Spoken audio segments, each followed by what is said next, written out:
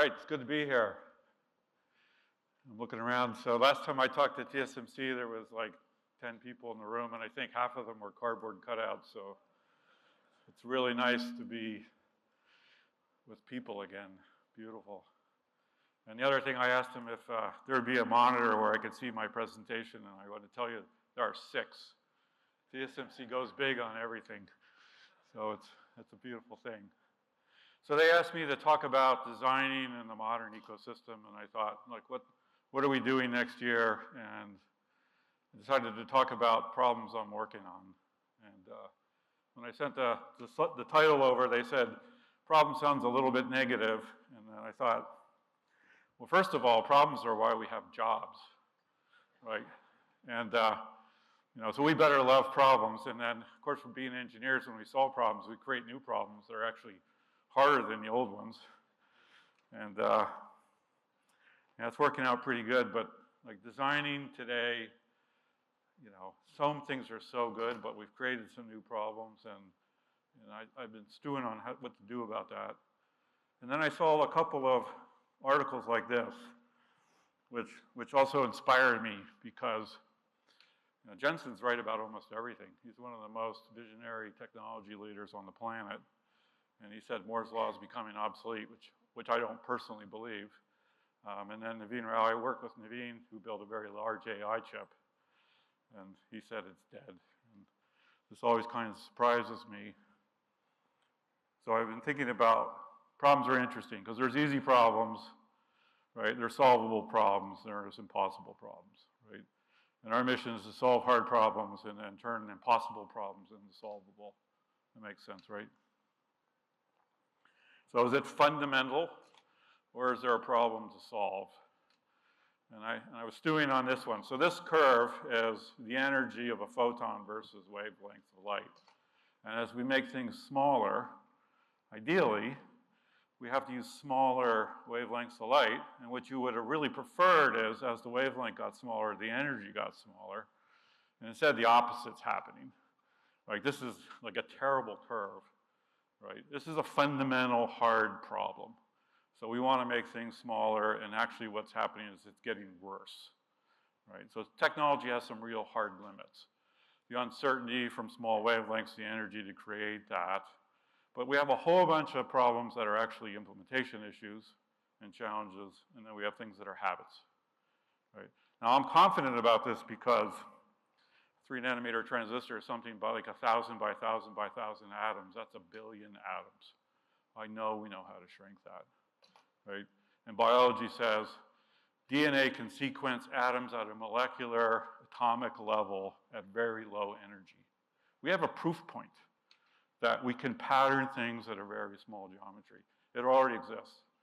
The wildest thing about biology is, like, the brain is the most computationally dense, low-power method, and every cell contains a factory that creates an entire brain.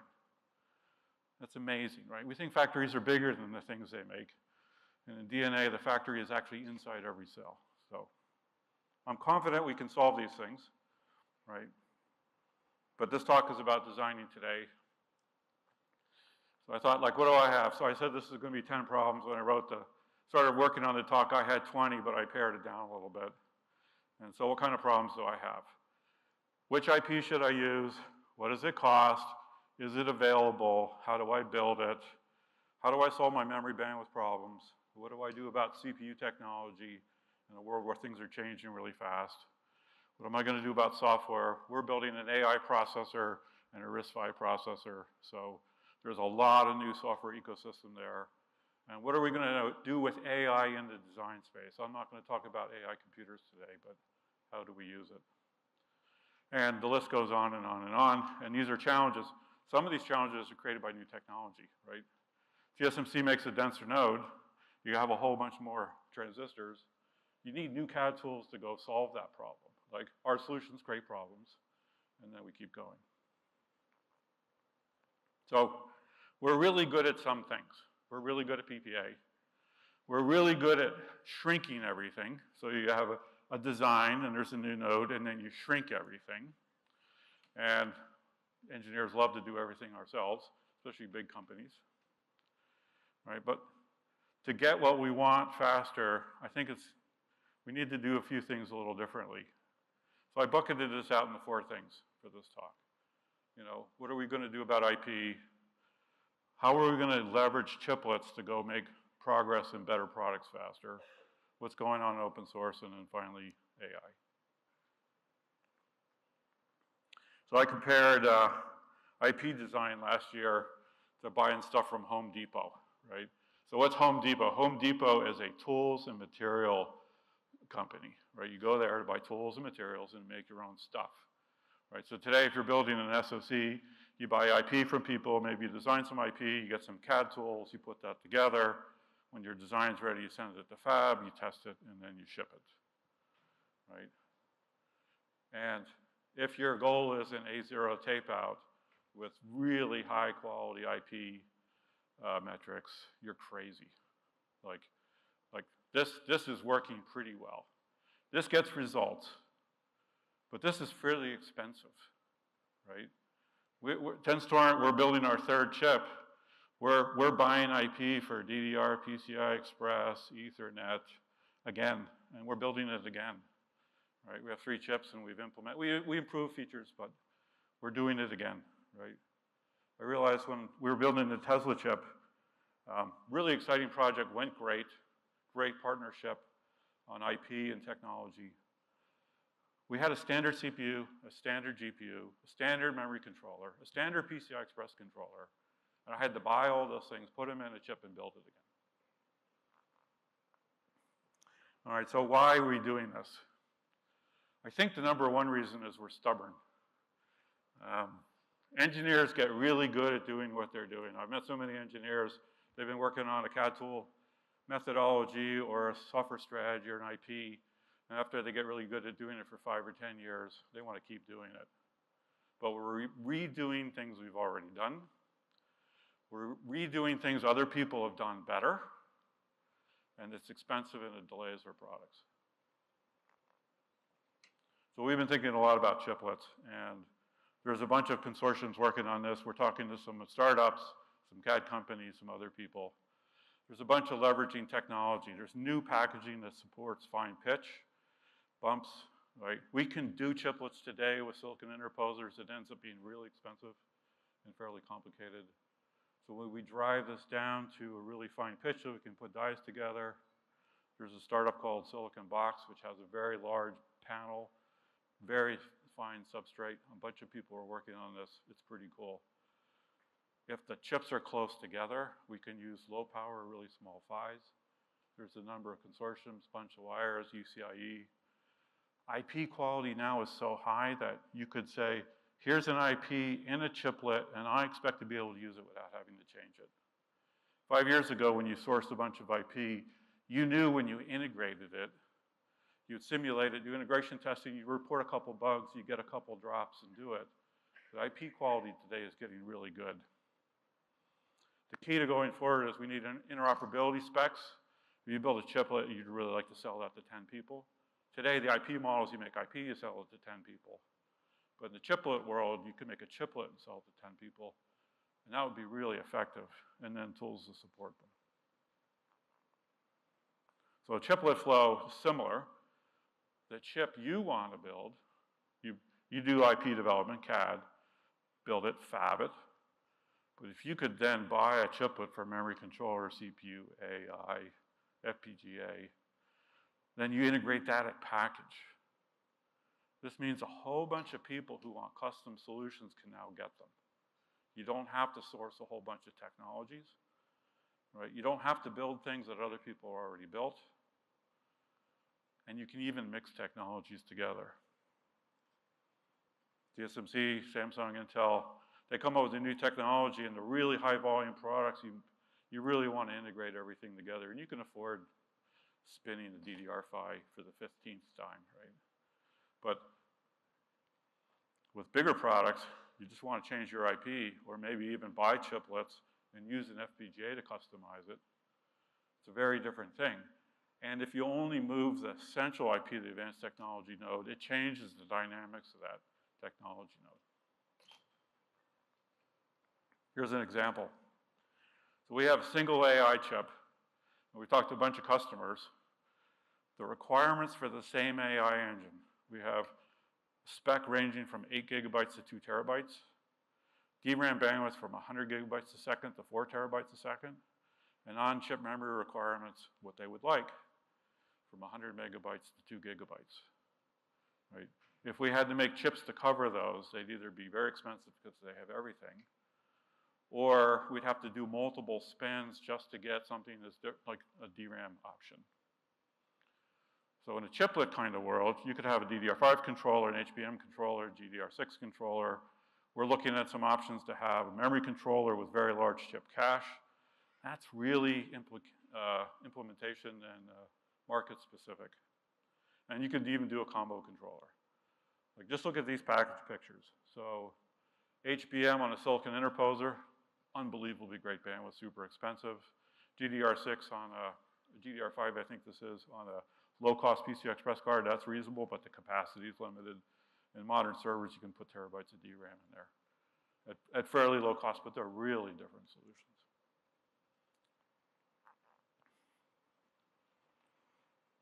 All right, so IP kind of works.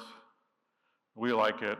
We think chiplets are going to change how we do stuff. And the next piece is open really wins. You know, I was in digital equipment when digital had a great version of Unix. HP had Unix, Sun had Unix, IBM had Unix, and there was this little toy called Linux, and there was a little toy called GCC, and it slowly boiled the ocean because when we build advanced designs, you know, there's things where it's really focused and intense, but there's problems that are really big, right? So we solve complicated problems two ways. One is we break them down into pieces. The other is we get a lot of people working on it. One wild thing about open source is it amortizes the cost over a lot of people. I think chiplets are going to have that effect as well, but open really wins. We're building a RISC-V processor, and we've been participating in the open source RISC-V world. So Escalon is the name of our processor. We're going to build an 8 wide. It's configurable to be 4 and 6 wide. This could be a very high-end processor. But there's also Boom and Rocket cores. They're open source. We downloaded them from Berkeley. We put them in our test environment, started running it. They're great, right? They're open, they're flexible, right? Open is starting to drive the industry on a whole bunch of IP. And RISC-V is leading the charge. And then we started building it, and if you're building a new processor from scratch, you need a reference model, test generators, test benches, infrastructure, tools, compiler, operating system, applications, vectorizing libraries. And RISC-V, we just started downloading it. Linux works, LLVM works, GCC works. We have a spec-FP number. Spec-FP traditionally is challenging because you need a vectorizing compiler. There's a whole bunch of toolchain support for that. RISC-V is a relatively new architecture with a new vector spec. We downloaded that. Actually, the numbers are really good, right? There's reference model, Whisper, and Spike. We support Whisper, Spike's open source. Test environments, Google open source test generator, which we use. We've also open sourced some of our architectural and COSIM reference models. There's an open source emulation environment. And now we're starting to play with OpenRoad and OpenPDN, which are open source physical design kits. So open source generates a lot of energy. So there's a RISC-V forum this year. Ted Storn submitted 7 papers, and we only had 2 accepted, and I was a little nicked about it. So we called them up, and they said, we had so many submissions, we could only give so many papers to each company. Like, there's no x86 forum. There's nothing like that kind of energy going into ARM these days. Like, RISC-V is going everywhere, but it's because it's open source. And that changes how we think about things, right? I was talking to a guy who said, one of the promises of RISC-V is you can have a design, you can make modifications to do what you want. It reminded me of years ago, we were using NT to run some CAD tools and the print driver didn't work, and we called up Microsoft and filed a bug, and a year later it still didn't work. And we had already switched to Linux, and a bunch of stuff didn't work. And we called up our friends and they sent us patches and we fixed it. Like, it was a natural act to extend the operating system to solve the problem that you had. And if it didn't work, you could just reach in and fix it.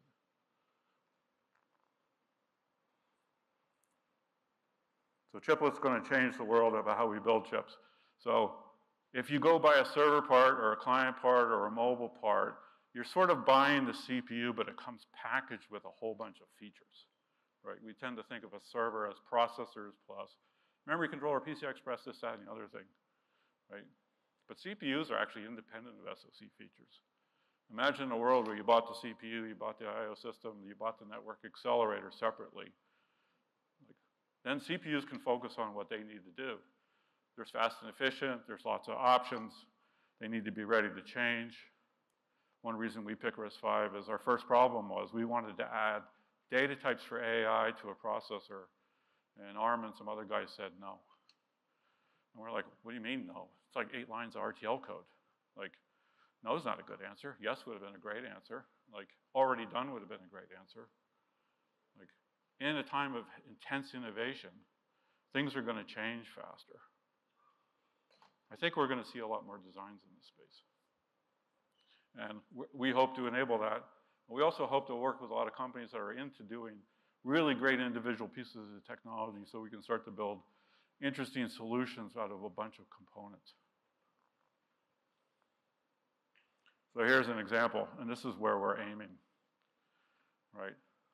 So we're going to solve some of our cost problems by putting only the silicon that needs advanced node, like 3 nanometer and 3 nanometer. Like this could be a chiplet package, CPU, AI, network accelerator, DDR controller. We can buy things off the shelf, that's our goal. Our time to market is on the critical IP, not validating the SerDes that somebody else already built.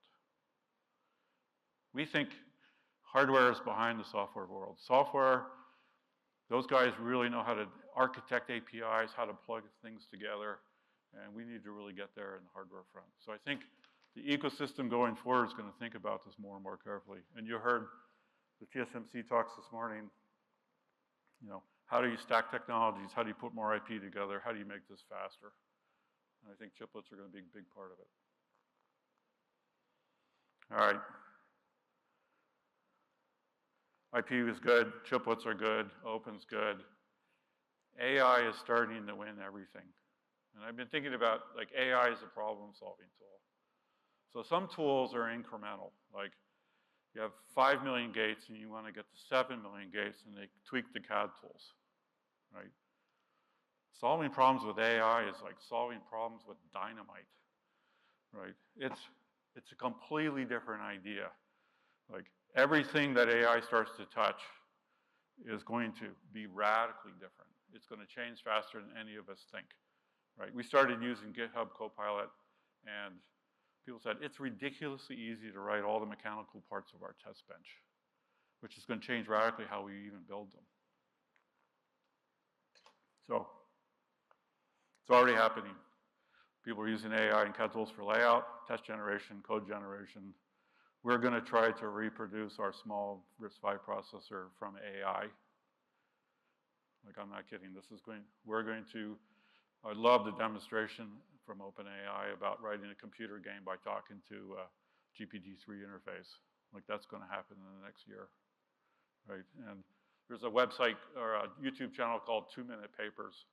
He says this rule is if it's good, it's just 2 papers away from being great. And this is going to happen pretty fast. So for everybody doing design, here's something to think about. How long will it take before half your design is working with AI? Like, maybe some of you are already there. Maybe some of you today, the number is 0. I think it's less than 5 years. Maybe it's 2.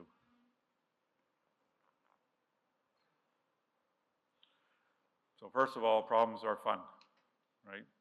Problems give us jobs. That's actually why we're engineers. Engineers solve problems, and we cause them as fast as possible. You know, it's really crazy. The mindset about this is really important. If you think something's unsolvable, it will not get solved. Solving problems is partly about believing you can solve everything. And sometimes that means you have to push through the fundamentals. Ignore little details like the wavelength to light energy problem. We think chiplets are coming. It's the natural step after high-quality IP. It's part of our solution to time to market. The cost problem on advanced nodes, Like the cost problem on advanced nodes is the real problem. That equipment's super expensive. That's not a problem we just go, oh well. That's a problem we're going to go solve it, right? That's what we always do. You have a problem, you solve it. Open is going to win everywhere, and it's happening everywhere. And there's opportunity for people to open up their technology, get more people on the platform. And again, TSMC just said, open innovation platform, that's what makes things happen. And then AI is going to change everything. No. I like this picture because I believe we're going to get to, we say 3 nanometer, there's a factor of, I don't know, somewhere between 10 and 100, maybe 1,000. If we drew the 100 picometer transistor on there, you wouldn't be able to see it on this slide. But that's coming pretty soon. Okay, great. That's my talk for today. Thank you very much for listening.